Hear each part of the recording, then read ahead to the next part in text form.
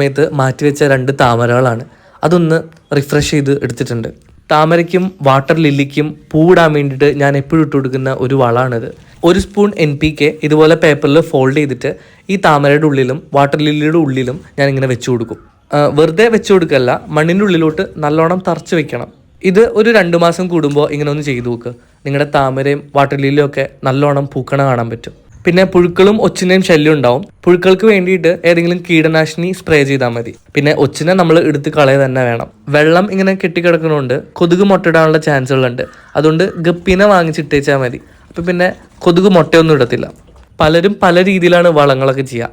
ഞാൻ എൻ്റെ വീട്ടിൽ എൻ്റെ ചെടികൾക്ക് ഇതുപോലെയാണ് വളം ചെയ്യുന്നത്. പിന്നെ 13-27-27 എന്ന് പറയുന്ന റേഷ്യോ ഉള്ള NPK ആണ് ഞാൻ യൂസ് ചെയ്തത് കേട്ടോ. അതിൽ പിന്നെ ആർക്കും എനിക്ക് കത്തൊന്നും കൊടുക്കേണ്ടി വന്നിട്ടില്ല കേട്ടോ. ആ സമയത്താണ് ഫേസ്ബുക്കൊക്കെ നമ്മുടെ നാട്ടിൽ വന്നു തുടങ്ങിയത്. പിന്നെ ഫേസ്ബുക്കായി അങ്ങനെ